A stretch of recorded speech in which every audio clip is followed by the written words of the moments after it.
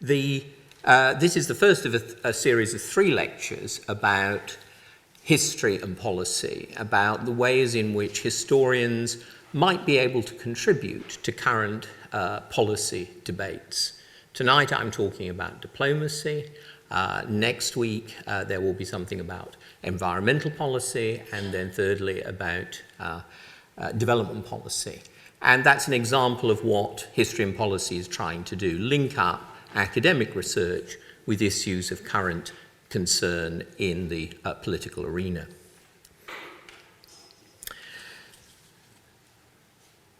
So, some lessons from history. Lessons in quotation marks, because as you will see, I'm wary about the use of the term lessons, or I think at least we have to be clear what history can teach and what it can't teach.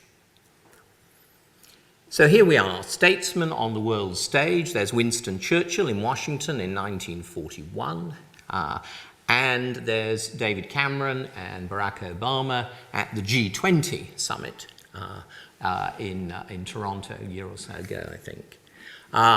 Example, the G20, of how SUMMITRY has become institutionalized in the last 60 years, and that's something I'll get onto in a moment.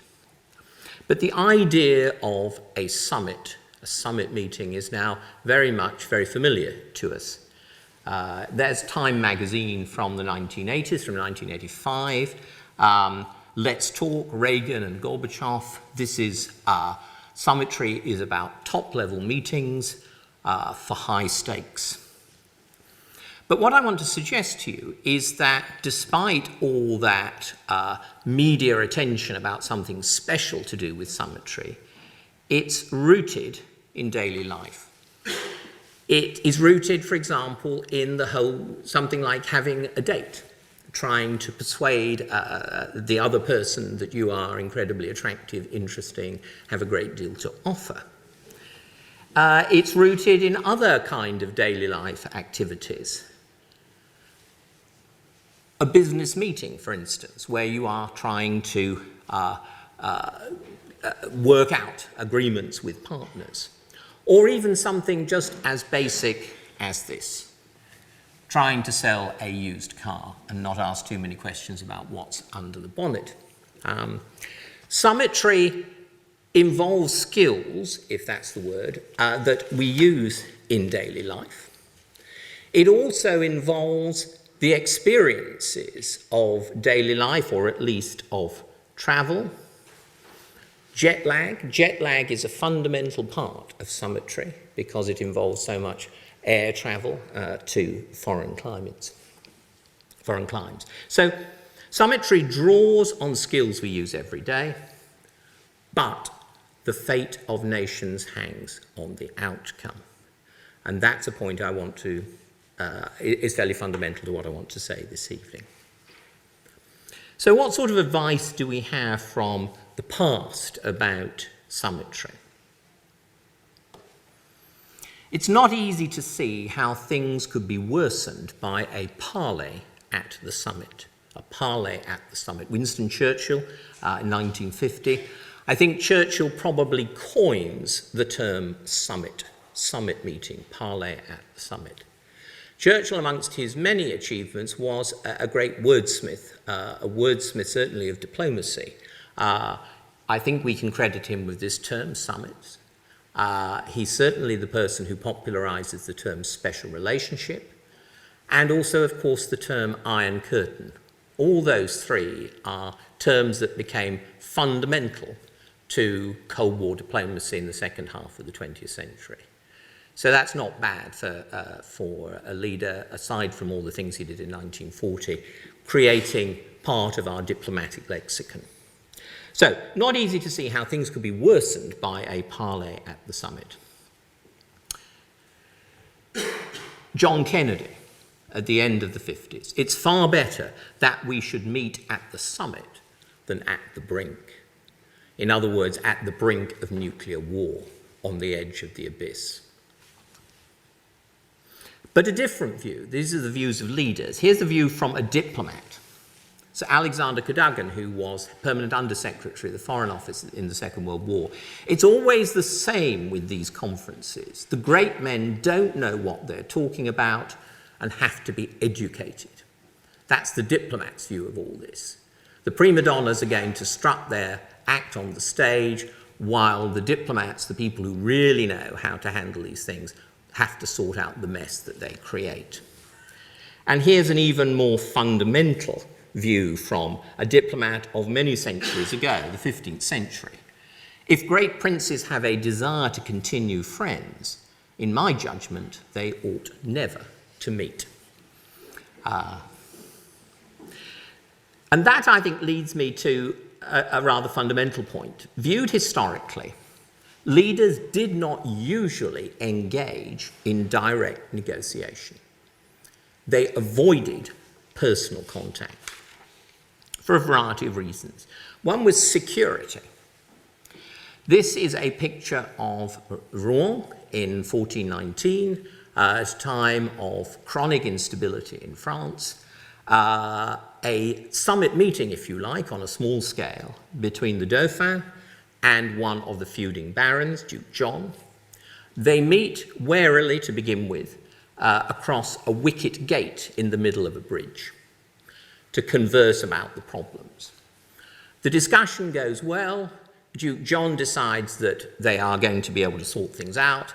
He goes through the wicket gate and is stabbed to death by the Dauphin's entourage. So on the whole, great princes avoided meeting because of possible dangers to their own security. There was also the issue of status. Who goes to whom? If you go to somebody else's court, almost by definition, you are saying, I am subordinate to you, I am inferior to you. This is a classic example, Canossa in 1077, when the Emperor Henry IV goes to the gates of Canossa, to the papal castle, and in a sense pays homage to, is forced to pay homage to the Pope Gregory VII. So security and status were two reasons why you didn't meet if you were a leader. And thirdly, bureaucratization. In the 16th, 17th century, diplomacy becomes bureaucratized.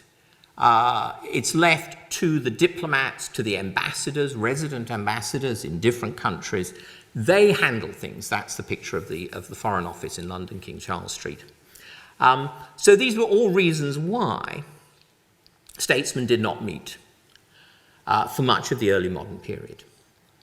The leader as a statesman, the political leader as a statesman, is, I think, an essentially 20th century idea. And especially it dates from the 1930s, from one of the most unlikely or one of the most denigrated prime ministers of the 20th century in Britain, Neville Chamberlain. It's made possible, I think, by air travel. Here's a cartoon. You may not be able to make it all out, but what we have here, this is a cartoon in September 1938 when Chamberlain goes to visit Hitler at Munich, at Berchtesgaden, the first of three meetings. And what we have here is Neville Chamberlain taking off in the top right corner, new diplomacy. And here we have old diplomacy, horse and cart style, with secret dispatches, hush-hush stuff, lots of red tape, and the practitioners of the old diplomacy are appalled at this upstart who is flying off and creating such a fuss. And it's worth remembering that when Neville Chamberlain went to see Hitler, those three visits in 1938 in a matter of a fortnight, he was 69. He had flown once before, but it was only a joyride round an airfield in Birmingham, one loop. This was a very different thing, 4 hours in a really rather precarious flight to see the German dictator, to try and talk man to man about the issues of war and peace. Because Chamberlain believed that diplomacy now was too important to be left to the diplomats. Too important to be left to the diplomats because of the issue of what we would now call weapons of mass destruction. And that's my second point. modern summitry is made possible by air travel, the fact that Chamberlain can fly to Berchtesgaden in 4 hours. When Disraeli went to Berlin in 1878, it took him 4 days by train. So it's made possible by air travel. It's made necessary by weapons of mass destruction, as we would now call them. For Chamberlain, it's the bomber. It's the threat to this country, the unprecedented threat of airborne destruction, which makes the English Channel no longer a barrier in the air age to the aggressor. For much of British history, the Channel, though it's only 21 miles wide, is what Shakespeare called our moat defensive, and it provided a reasonable barrier against aggressors, Philip II of Spain, the Armada in 1588, Napoleon at the beginning of the 19th century. But that's no longer the case in the era of air power.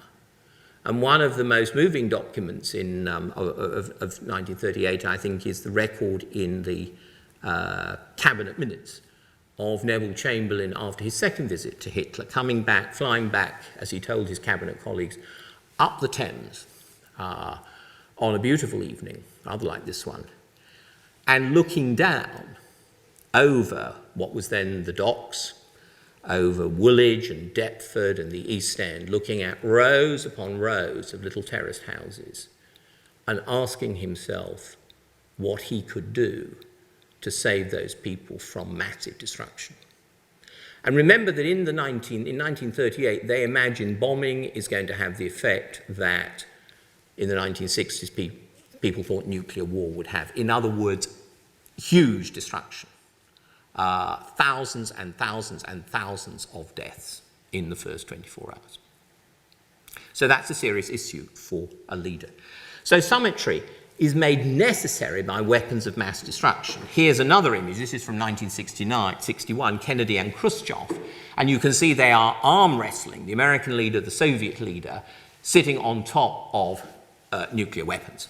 That's the issue that is now threatening the peace of the world. So made possible by air travel, made necessary by weapons of mass destruction, and made into household news by the mass media. That's the third ingredient, I think, of 20th century summitry. Here's Reagan and Gorbachev at Geneva in 1985, and you can see around there a battery of cameras and of the press, of the television and so on, recording what goes on and broadcasting it all over the world. So 20th century summitry, as I spent some time arguing in this book that Valerie mentioned, Summits, is very much a product of those three issues, made possible by air travel, made necessary by weapons of mass destruction, made into a household news by the mass media. Now, how have we moved on from that to the present day? Well, it seems to me that since the Cold War, there are fewer opportunities for dramatic personal interventions of the sort that Chamberlain imagined he was doing in 1938, that Kennedy and Khrushchev engaged in, Reagan and Gorbachev. Summitry has become slightly different for a number of reasons. First of all, and in a sense, they're reasons that mirror what I was talking about earlier as the preconditions of 20th century summitry. Now, leaders are in constant communication. Here's a summit where you can see Sarkozy's on the phone. People communicate in all sorts of ways. They don't have to meet face to face. They can do it through all the electronic technologies that we now have. So the idea of a face-to-face meeting so that leaders can understand each other could still be useful, but it's much less necessary than it was. Secondly, the threats are now much more diversified. For much of the Cold War period, the major threat was nuclear destruction. It was the need to meet was to control the arms race. Now, the threats are very diverse. If you think of the experience of London in the last decade, if you think of the 7/7 bombings, things like this, people can create huge havoc with very little in the way of weaponry. Dirty bombs, small taking over an airline and driving it into the Twin Towers. It's a very different kind of story, and therefore it's not so clear that a few leaders can control this process in the way they did during the Cold War, or tried to. And thirdly, the media has become much more individualized.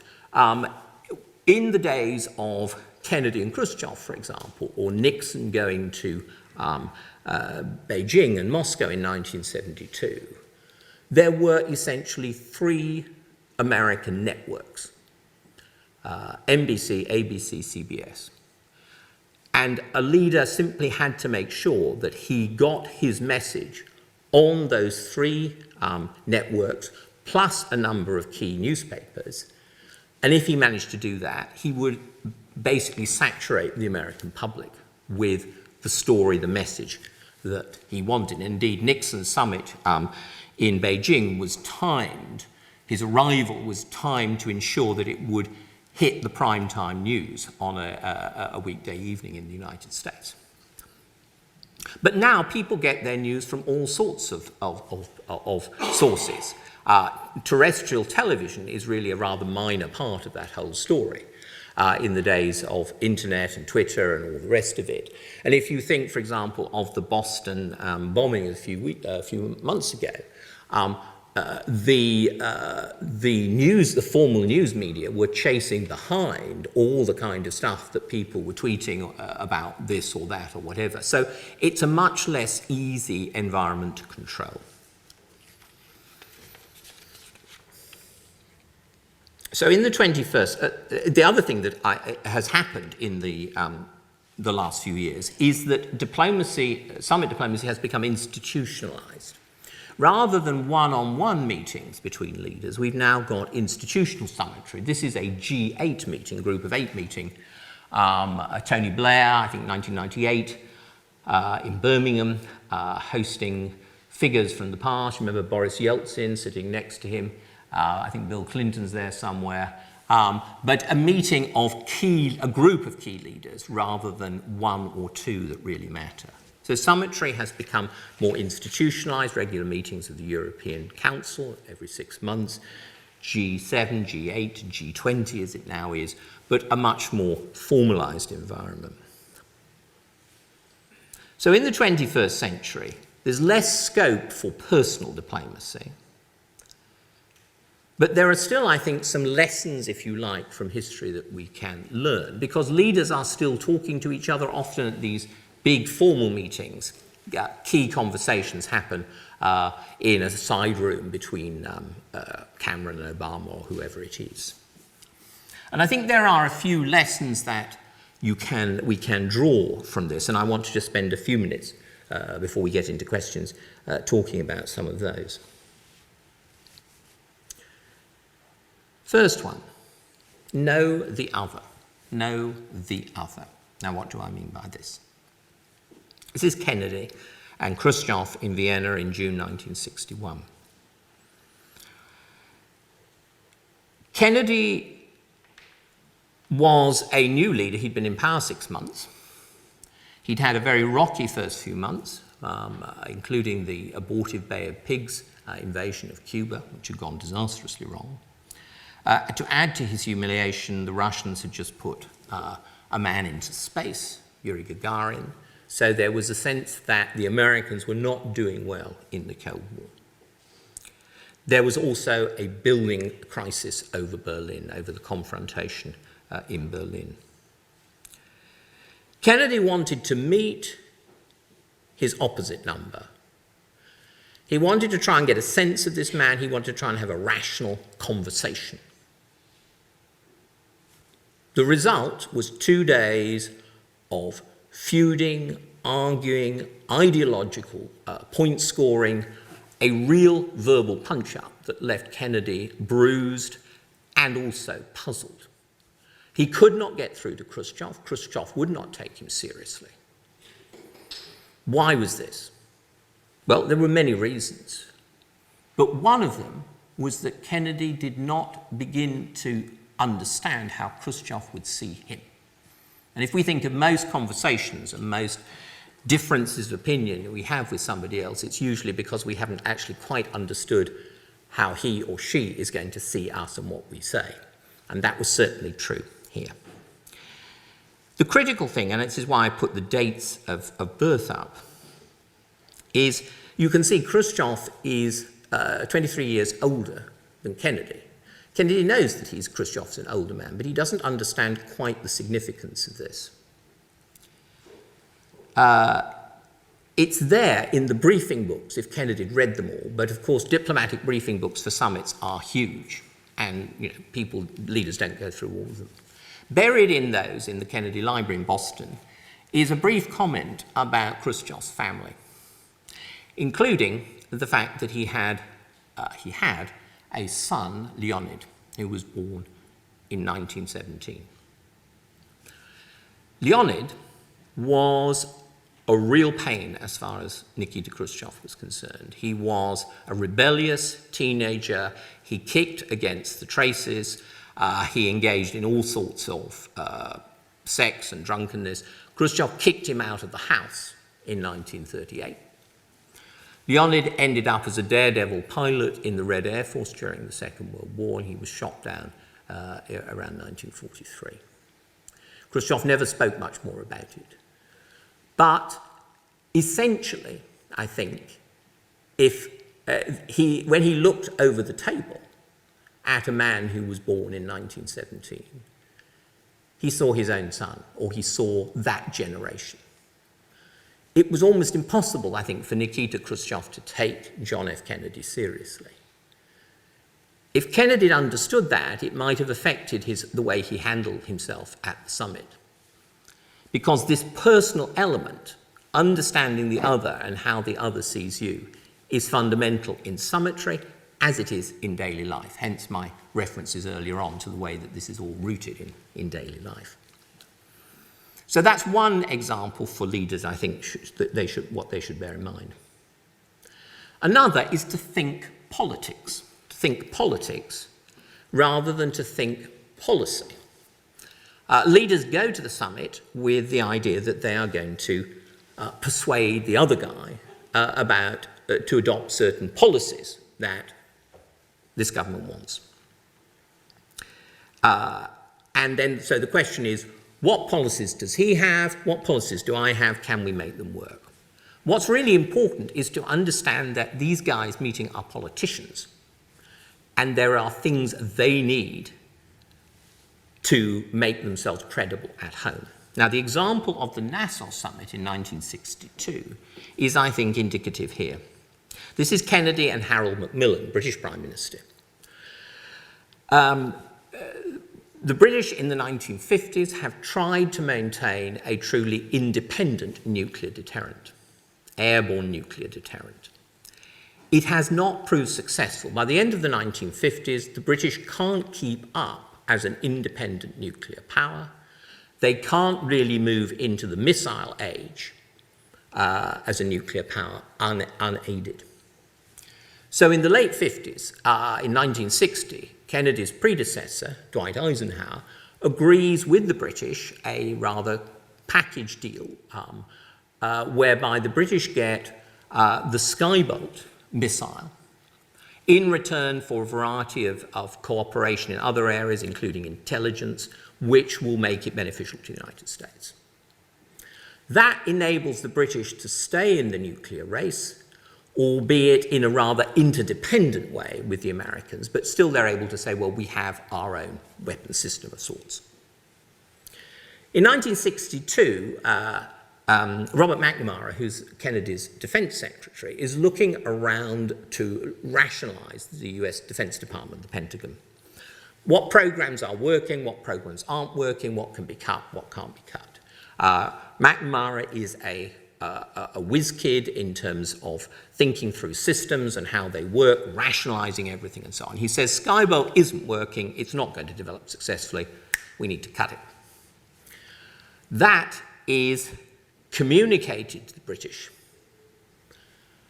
as a factual decision by the US government. Neither Kennedy nor McNamara begin to understand what that is doing for Macmillan's credibility at home. Skybelt is essential to maintain that Britain is a world power. It's essential for Macmillan to hold off increasing criticism within the Tory party of his own leadership. And so he goes to the Nassau Conference desperate to get something in return. This comes as an almost complete shock to the Americans. They have not grasped the gravity of the political situation on the British side. In fact, Macmillan manages to use that crisis, or that sense of crisis, rather effectively from the British point of view. He gets the new, emerging, and very sensitive American weapons system, Polaris, submarine-based missiles, in return as part of the deal. And Polaris was, of course, the predecessor of Trident, which is the system we still have today. Kennedy regrets that, McNamara regrets that, because it's going to open up the question of whether Polaris should be given to other countries, France, Germany, and so on. It creates a lot of problems for the Americans. They might have been able to deal with it better if they had thought politics rather than just policy before they went into the summit. In other words, understanding the political needs of another leader. Third one. Third lesson, beware nods and winks. Beware nods and winks. Tony Blair and George W. Bush, the Iraq War, 3 critical meetings in 2000, the winter of 2002, 3, the details of which are gradually coming out, but we still don't know the details, and we may not, they may well be kept under wraps for a lot longer to come if the Cabinet Office has its way. But what is clear here is that on one level, Blair and Bush are agreed on the need to intervene in Iraq. They both have a strong sense at this time, remember it's only just after 9/11, of the need to deal with terrorism. Blair accepts that the Bush administration sees Iraq as part of, as one of its central issues, not just Afghanistan. Blair tries to get something in return. In particular, what he is pushing for is some progress on a framework agreement for Israel-Palestine, a Middle East, to expedite the Middle Eastern peace process. In other words, saying that if we intervene in Iraq, the Americans will put their weight seriously behind an Israel-Palestine peace process. This is something that Bush never formally signs up to, but it appears that in the conversations, he's very supportive. He nods and he says, you know, he looks supportive and he indicates that this is really important, Tony, I'm with you on this sort of thing. But there's nothing on paper, and Blair and Bush never delivers on it. And this is rather ironic in a way, because Tony Blair is somebody with a huge amount of persuasive charm, who was able to give the impression to people who came into his room that he completely agreed with them 100%, and then probably to do the same to somebody else who took a completely different position. And he had that tremendous power of personality and sense of sincerity, which really made you feel, great, the Prime Minister's with me. He didn't recognize that Bush was exactly the same. He didn't recognize that he was, in a sense, being taken in by the same skills and techniques that he practiced. So the nods and winks that Bush projected are something to beware of. Leaders often say things in the sort of intimate, enthusiastic atmosphere of a summit that give the impression they're going to deliver more than they actually do, or actually perhaps can do. Watch your stereotypes, another lesson, if you like. Here we are, Margaret Thatcher and Helmut Kohl, German Chancellor in the 80s. Mrs. Thatcher's views of Germany and of France were, I think, formed very much by her experiences as a teenager during the Second World War, and the opinions of her father in Grantham about continentals in general. A fairly firm view, I think, that the Germans were essentially our enemies, and the French were, if not wimps, at least unreliable allies. Certainly, these were not people that you found naturally, you would naturally trust. Helmut Kohl understands this in the 80s, and he makes a big effort to try and persuade Mrs. Thatcher that he is a different kind of German, he is a good German, and also to try and get on a personal relationship with her. And as with most summits, the essence of a personal relationship is to try and do something informal and palsy that kind of enables you to loosen up and get a sense of the other leader as a human being. What Kohl most likes to do is, to be perfectly frank, pig out at his local restaurant on pig's trotters and things like that. And so the great accolade for Mrs. Thatcher is to be invited to this local restaurant down in Rheinland-Pfalz on the Rhine and dined on pig's trotters and so on. It didn't go down well with her, and she did not get a positive impression of Helmut Kohl. Indeed, she didn't, I think, particularly try to understand what his agenda was. Famously, when she got back in the plane after that meeting with Kohl, she kicked off her shoes and she said, "My God, that man is so German." Well, he wasn't in terms of the stereotype that she had, because Kohl was a German who believed that the new Germany had to move on from the old Germany of the Second World War. This was Kohl's agenda in the late 80s and 89-90, that crucial period after the Berlin Wall came down, was to unify Germany, but to make it clear that Germany remained a peaceful member of Europe. Mrs. Thatcher never believed that would really happen. She fought hard against it. All her fears were essentially historical ones about the old German question. And it's interesting that the person, the leader who most shaped or most supported the process of German reunification was George H.W. Bush.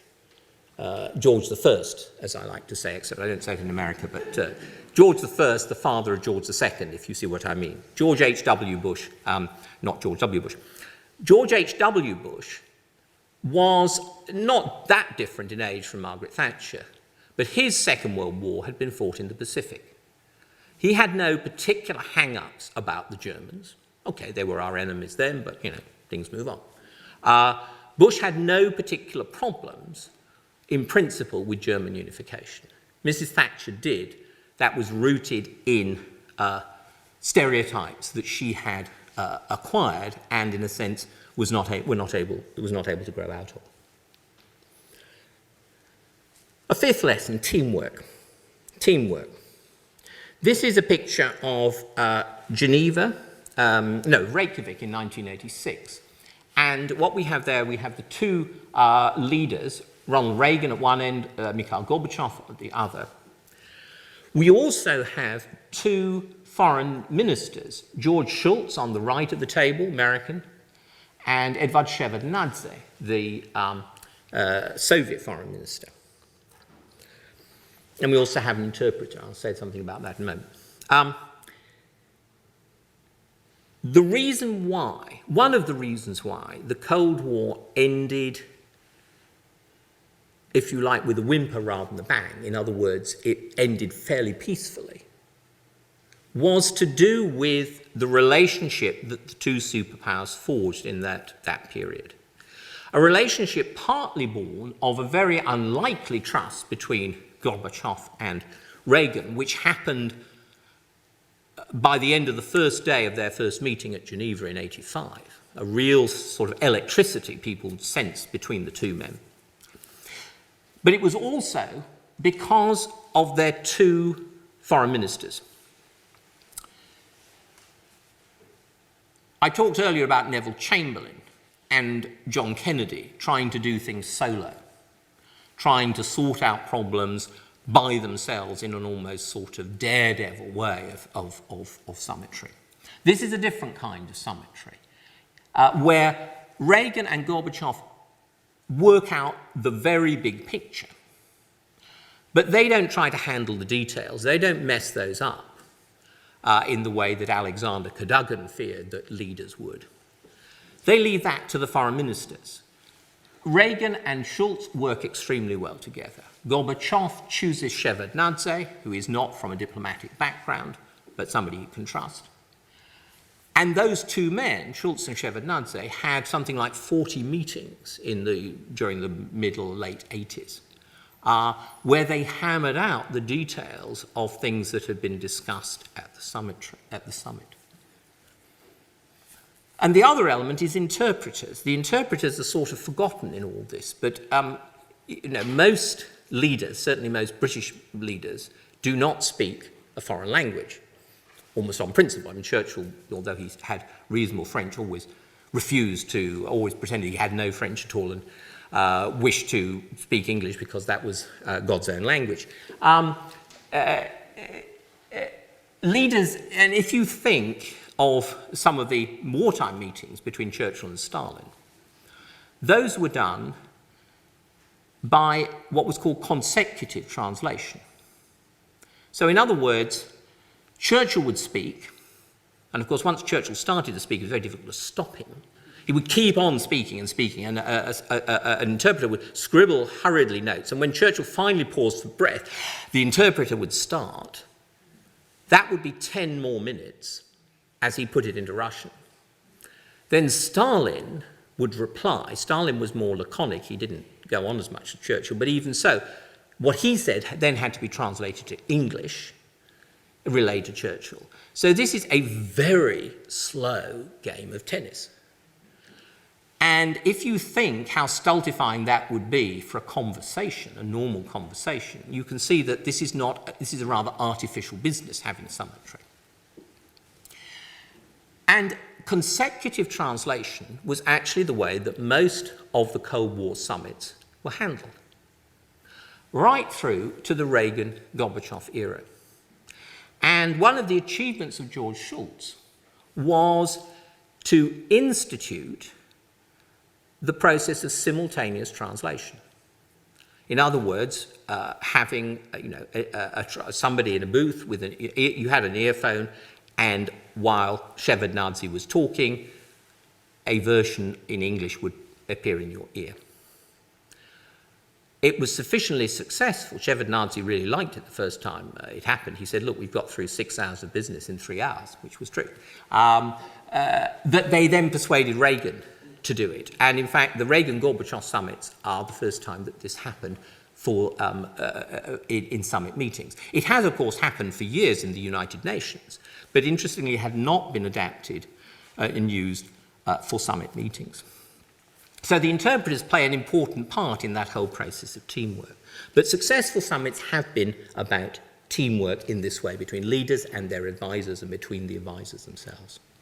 A final lesson, play it long. Play it long. Most leaders want quick fixes. They want immediate returns from meetings at the summit. They need to go home and say, I've got this, this, and this. Sometimes the real successes, the real changes take time to develop. Now, you wouldn't necessarily think of the Irish peace process as summitry, but it was really. And although the Good Friday Agreement of 1998 is what hits the headlines, and understandably so, the process goes back a long way. One of the, I think, neglected achievements of John Major as Prime Minister, not a Prime Minister who's high up in the list of popularity these days, but what was the amount of work he put in behind the scenes to try and build a new relationship of trust with the Irish government in Dublin. And the Downing Street Declaration of 1993, which is that white paper there, between John Major and Albert Reynolds, no relation, by the way, that was an important part of building this process of trust. Blair and Bertie Ahern built on that later on. So leaders, I think, ought to try and think of playing it long, whether that is politically possible or not. Okay, so I'm coming to some conclusions now. How does history and policy link up in this particular case?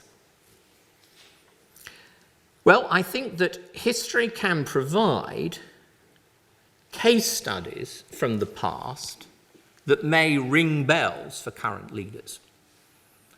Case studies from the past that may ring bells for current leaders. And that's what I've tried to do in those 6 examples that I've suggested. Stories that could make you think, or just register a little kind of warning bell, sound a little warning bell or whatever. That's one function. But another one, I think, more deeply, is that leaders need a larger sense of process beyond the normal short-termism of what they're thinking about. They need to be able to situate the meetings and encounters they're having now in a larger pattern of history and development and so on. In other words, they need historical sense. I mean, you'd expect me to say that. This is my job as a historian, but I do believe it quite profoundly. And it also, this idea of a larger sense of process leads me on to something that I think is really important, that history is not just a body of facts. Indeed, it isn't really a body of facts. But it's a way of thinking. Thinking in time, thinking in the dimension of time. And that, I think, is really important. And again, it seems to me it's rooted in daily life. We are all historical animals. We think in time. We tell stories about what has happened. Stories not, I mean, in the sense of fictional imagination, but we actually construct a narrative. So, you know, you go home today, at the end of today, somebody says to you, what was the day like? And you say, oh, I had a really great lunch, lovely out, sitting out in the sun. In the evening, went to some boring lecture by an old Cambridge professor whittering on about this, that, and the other. But then you had a really great night in the evening in the pub, you know. So you kind of, you elide certain things, you expand other things, you know. You tell a story, a narrative. That's what we do in daily life. That's what it is to be human, and that's what professional historians, I think, try to do. And that's part of what we hope to bring to larger debates in society. So what do I mean about thinking in time? Well, the key question, it seems to me, as far as statesmen are concerned, and statesmen who are thinking about policy and SUMMITRY, is not what's the problem. What's the problem is what they're going to ask all the time, because something comes up, there's a crisis. What's the problem? How do we get out of it? You know, as quickly as possible. Let's deal with this, you know. Solutions. I need solutions. But that's not the question to ask. The question, ideally, and of course I'm talking about ideal situations, is what's the story? Not what's the problem, but what's the story? In other words, how did we get into this mess? Let's try and sort that out first. Let's tell a narrative. Let's construct a story about how we got into this mess. And then, maybe, that will help us to see how to get out of it. So for me, that's essential part of what historians can bring to daily life, but certainly to public life. A sense of helping people to think about the story, the narrative, the underlying set of issues. What's the story? That's, I think, important if we want to see how to get out of the problem. So thank you very much. I think we've got a bit of time for questions and comments if people want.